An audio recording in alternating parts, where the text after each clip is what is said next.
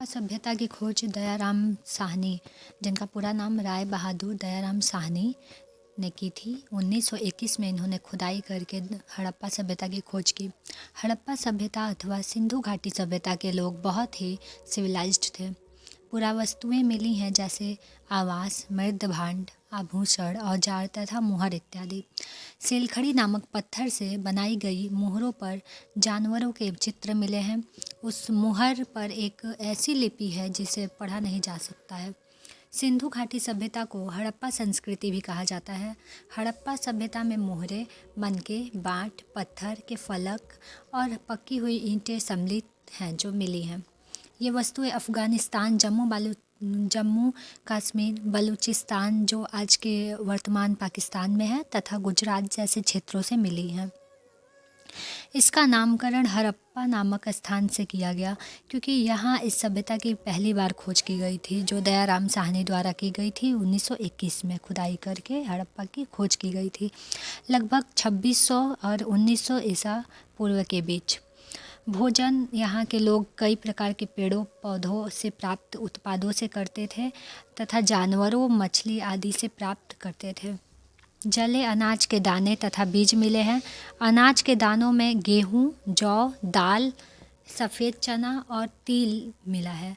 गुजरात से बाजरे के दाने मिले हैं। चावल के दाने कम पाए गए हैं।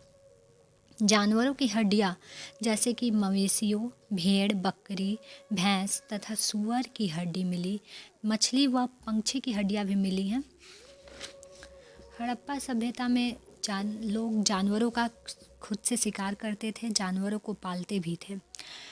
हड़प्पा सभ्यता की कृषि ऐसी थी, अनाज के दानों से कृषि के संकेत मिले हैं। ऐसा लगता है कि वहाँ कृषि की जाती थी क्योंकि वहाँ से अनाज के दाने मिले हैं। मिट्टी का वृषभ मिला है जिससे पता चलता है कि उन्हें वृषभ की भी जानकारी थी।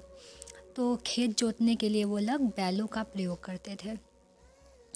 चोलिस्तान व बनावली जो आज के हरियाणा में है से मिट्टी के बने हल मिले हैं। कालीबंगन जो राजस्थान में है से जुते हुए खेत मिले हैं। एक साथ दो अलग अलग फसलें उगाते थे यहाँ के लोग। फसलों की कटाई के लिए औजारों का इस्तेमाल भी करते होंगे। शोरतुघई जो आज के अफ़गानिस्तान में है से नहरों के अवशेष भी मिले हैं। प्राचीन नहरें गाद से भर गई होंगी। कुओं के पानी द्वारा खेतों की सिंचाई करते थे। धौलावीरा जो आज का गुजरात है, गुजरात में यह स्थान है, में जलाशय मिले हैं जो कृषि के लिए प्रयोग करते थे। धातु के औजार मिले हैं।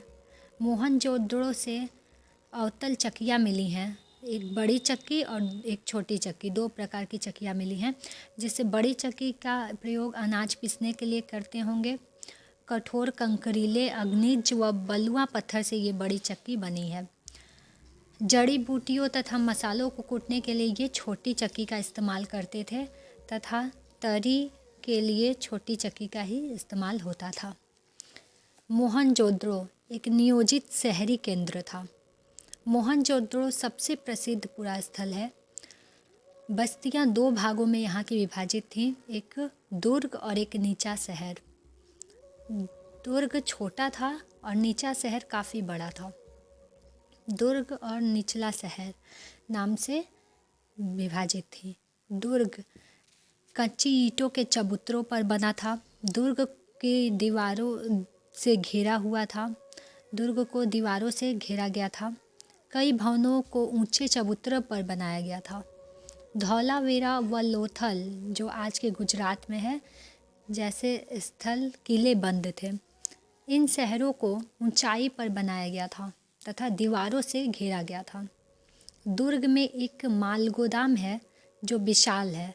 ईंटों से बने केवल निचले हिस्से बचे हैं इसके, क्योंकि ऊपरी हिस्से हो सकते हैं लकड़ी से बने होंगे और वो बहुत पहले ही नष्ट हो चुके हैं।